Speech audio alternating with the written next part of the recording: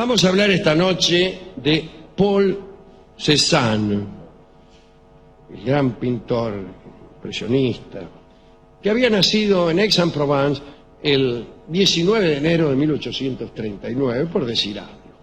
También andaba por ahí Émile Zola, que fue, según parece, amigo de la juventud de Cézanne. Zola también es amigo del programa, ¿no? ¿Quién no ha leído una novela de Émile Zola? En todas las casas había una novela de Zola. Por ejemplo, Germinal. De todos modos, Émile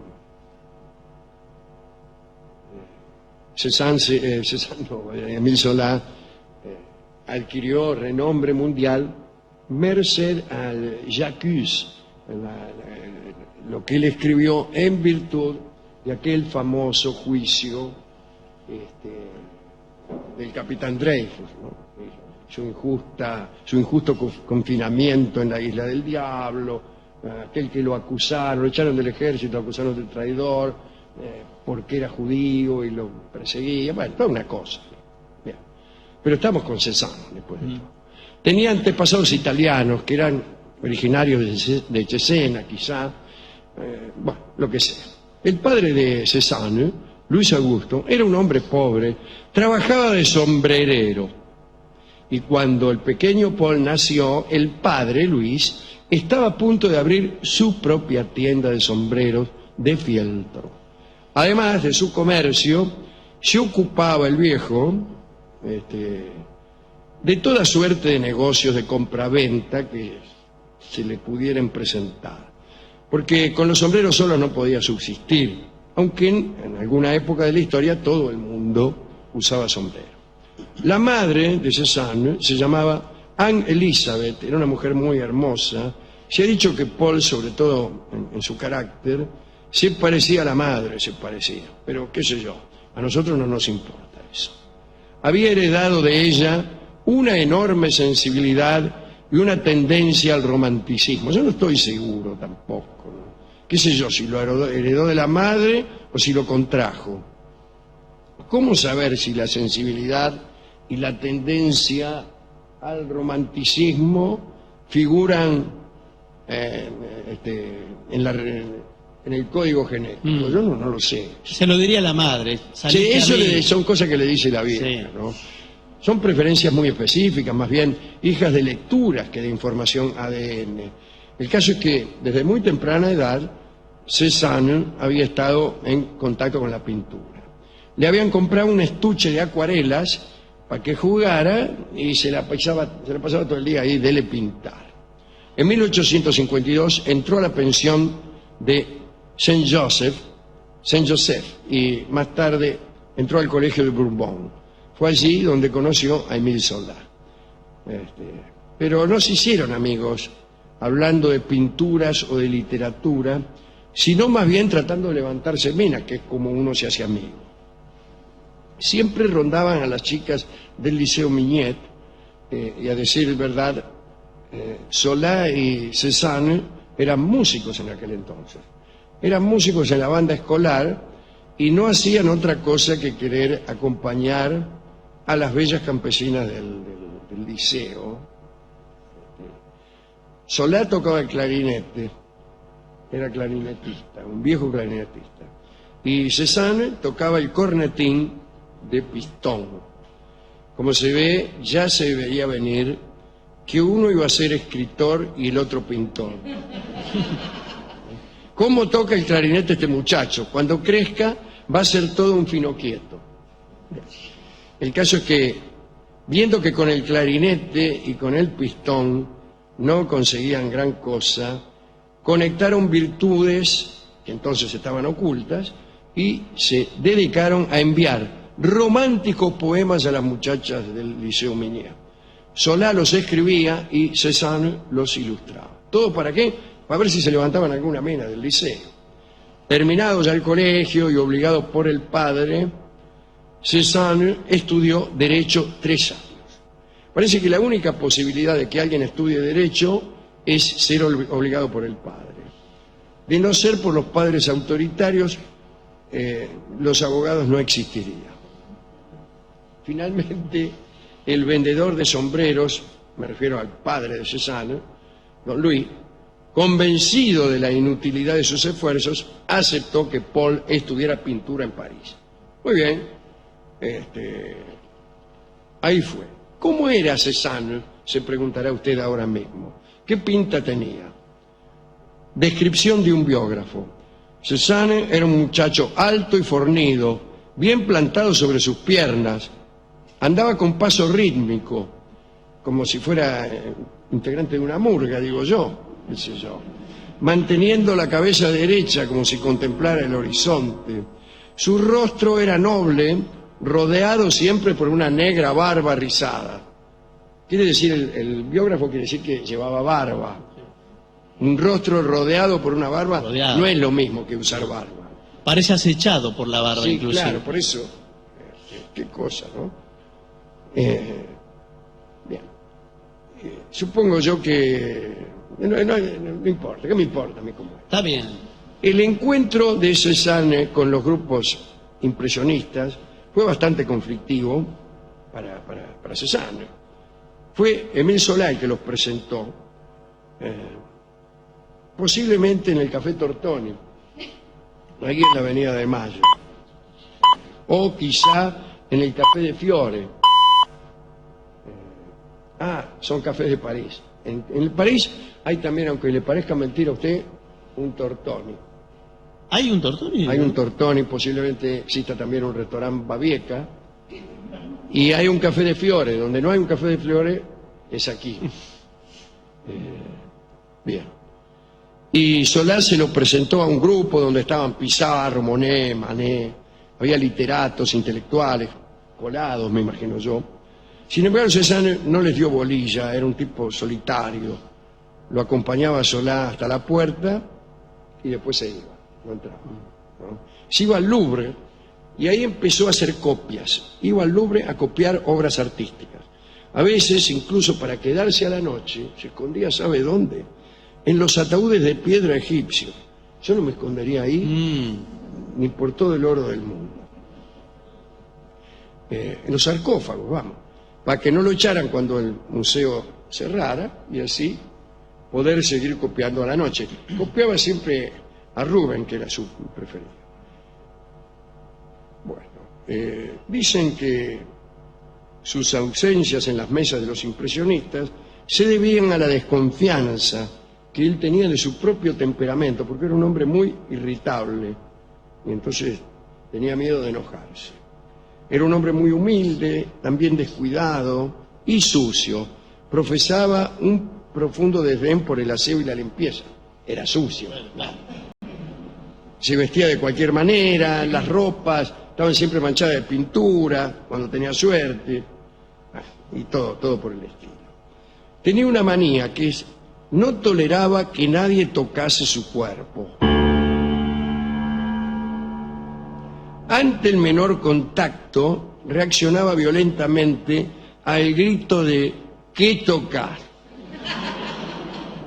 Un día, un viejo amigo llamado Émile Bernard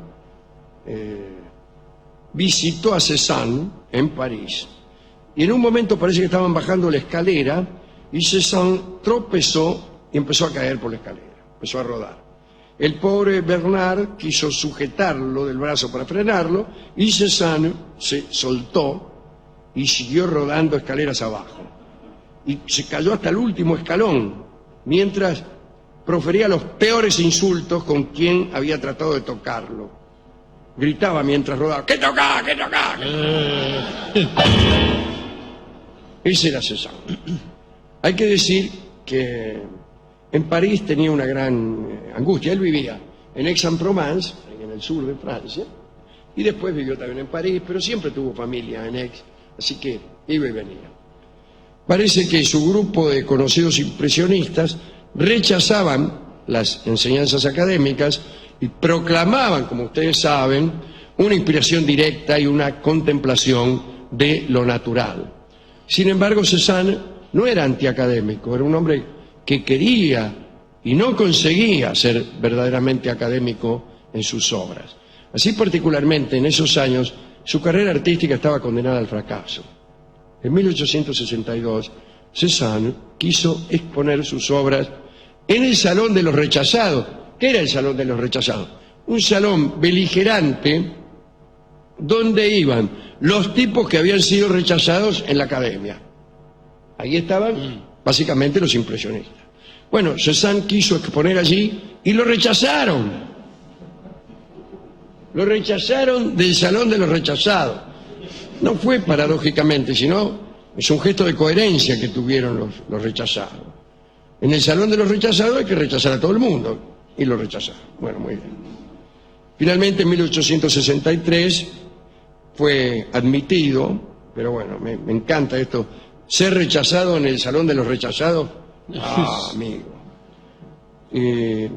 Durante un año la vida de Cézanne fue un ir y venir entre Aix-en-Provence y París, y en 1869 conoció a quien más tarde se convertiría en su esposa, la bella Hortensia Figuet. ¿Dónde la conoció? En el tren. ¿Qué decíamos recién? Ah, sí. En el tren, señor. Bueno, Cézanne pudo finalmente exponer sus cuadros en las salas de Monet y Renoir. Fracaso total. Leo las críticas. Por favor, a ver. Tenemos las críticas Alfonso, de esas exposiciones. ¿Cuántas estrellitas? Ah, están las Aquí originales. está. Dice: de haber sido Cézanne un niño de pecho a la hora de vomitar semejantes pintarrajos, nada tendríamos que oponer, dice la crítica. Bien. Y sigue. Pero sabemos que el artista supera los 30 años. Otra decía. Otra crítica, atención. Dice: sus paisajes del Stock transforman a ese adorable lugar de oro y zafiro en un lúgubre pantano de color plomo en el que nunca pudo sonreír la luz. Si se admite a Cézanne, no queda más remedio que incendiar el Louvre, dijo Mario Matas. Bueno, Cézanne vivía amargado, imagínese. Aseguraba que sus únicos momentos de felicidad aparecían cuando sus ojos se posaban en la figura de Hortensia. Decía que aquel era el único cuerpo del planeta en donde se encontraba alguna armonía. Bueno, vaya que hay que salir más seguido.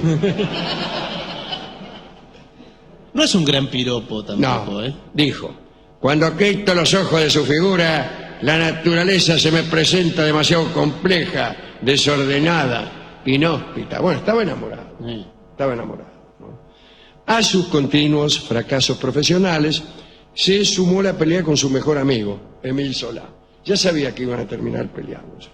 Parece que Zola publicó en 1866 su novela La Obra. Es una novela que describe la vida de un pintor en aquel ambiente artístico de París, y parece que Zola se había inspirado en Cézanne.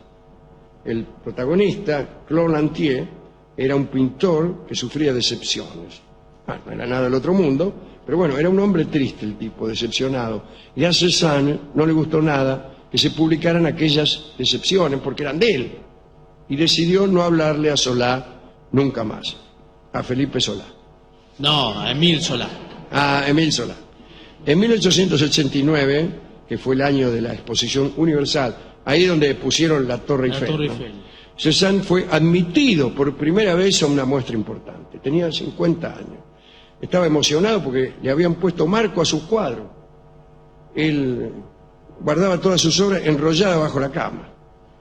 Y en realidad parece que lo aceptaron gracias a un tal Choquet, que era un empleado del gobierno y admirador de Cézanne.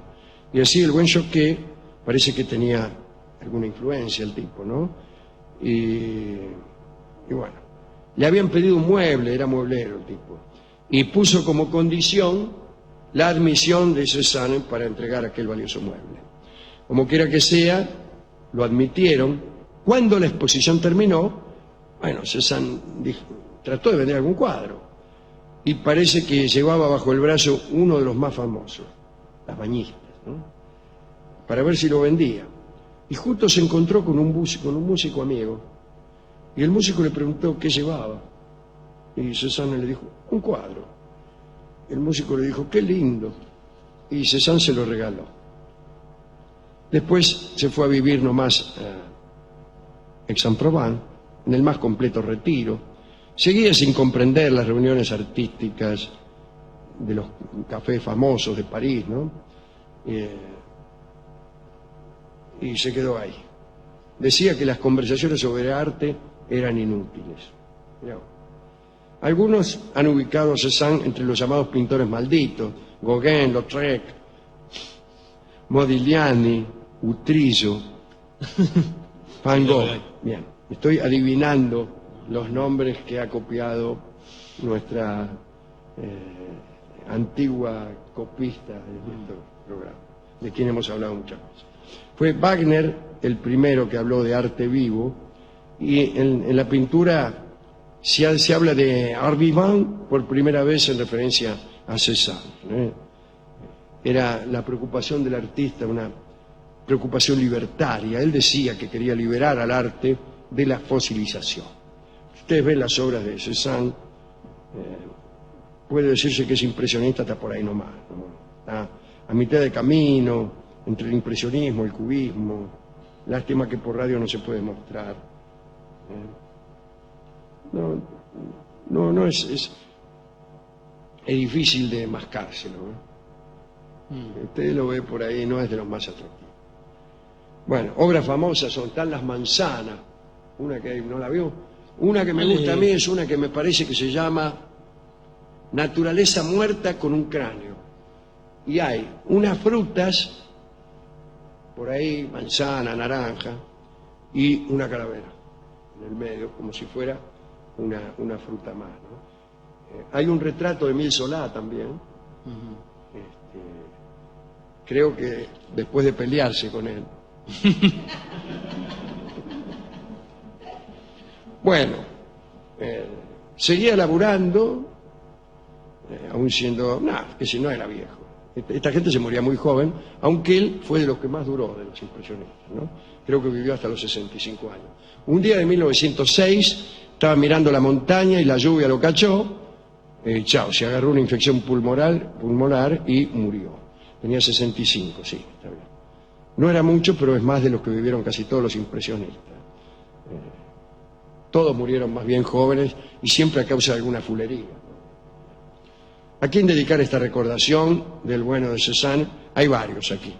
Al viejo, ¿no? Al sombrerero, que le regaló una cajita de pintura. A Émile Zola, que fue... Tenemos que hablar alguna vez de Émile Zola y del caso Dreyfus, que recién mencionábamos, porque es un personaje importantísimo de la cultura francesa, y nosotros lo nombramos nada más que cuando decimos que era amigo de alguno, o que era amante de alguna, ¿no? Bueno.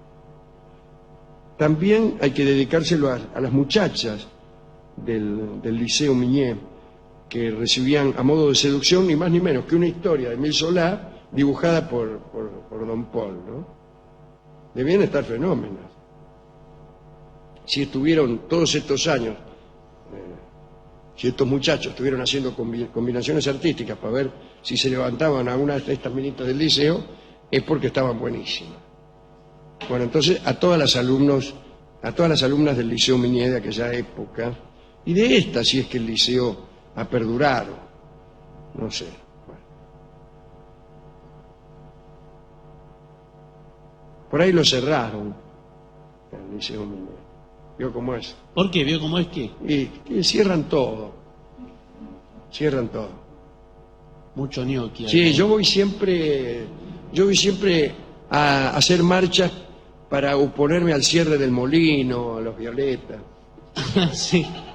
Que son confiterías que se cierran justamente porque los que van a las marchas no iban a tomar el té, sí, o a comer sándwiches, que es lo que hubiera salvado a la... La Violeta está abierto, vamos a aclarar. Sí, claro. Bueno, algún día hablaremos de bares que cierran y que no cierran, y cuáles no importa finalmente si cierran. ¿Y qué va a buscar uno a un bar? Yo no estoy seguro, ¿no? Hemos ido a la discoteca y hemos pedido una canción de pintura y nos han dado el gato que se llama El Pintao. Así que está perfecto. Sí, bueno, podríamos En la decir que sí. versión del grupo vocal argentino de Chango Farías Gómez. Así que también un recuerdo para Chango.